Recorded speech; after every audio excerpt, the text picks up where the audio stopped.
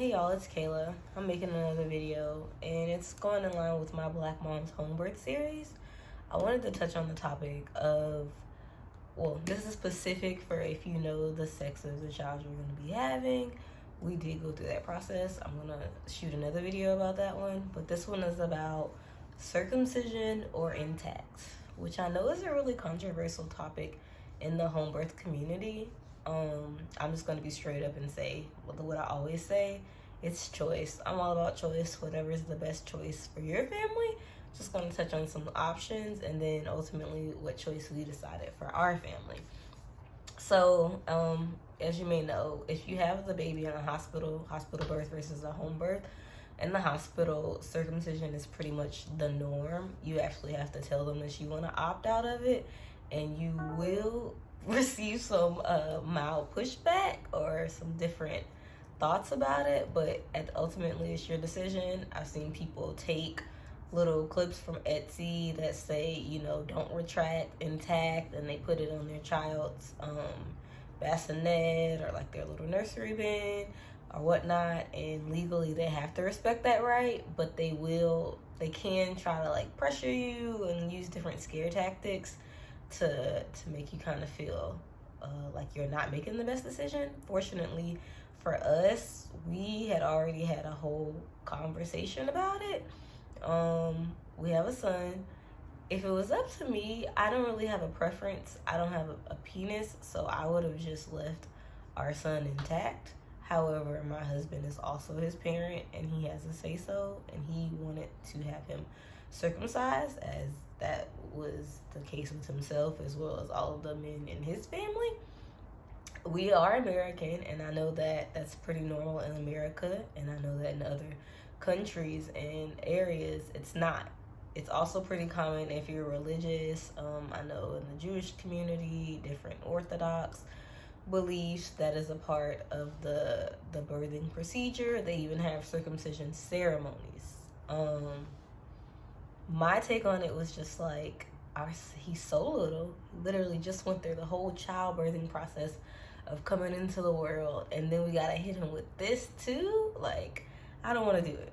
I don't want to do it. So what we chose to do was have in-office circumcision, which is where once our son, how old was he, babe? About 3 days old? He was literally about 3 days old. We went to the office of a pediatric urologist who had a background of, he himself was Jewish, and he dealt with a lot of different families, even non-religious families, who just wanted to be able to be present during the procedure.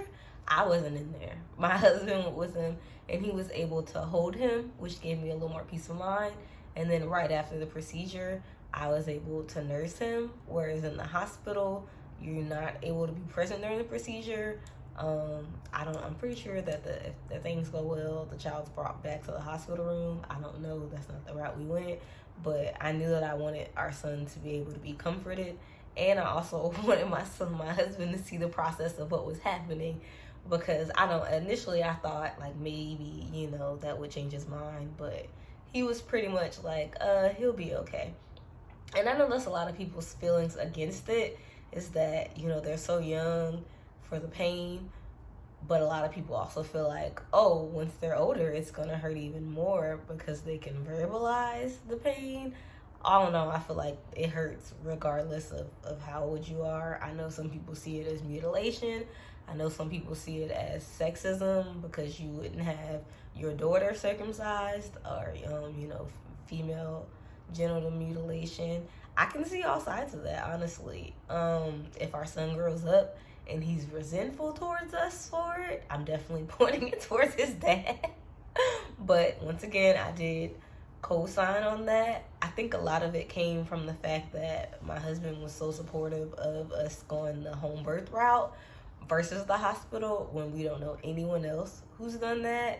So this was something that I was willing to compromise on, so that if it was that important to him.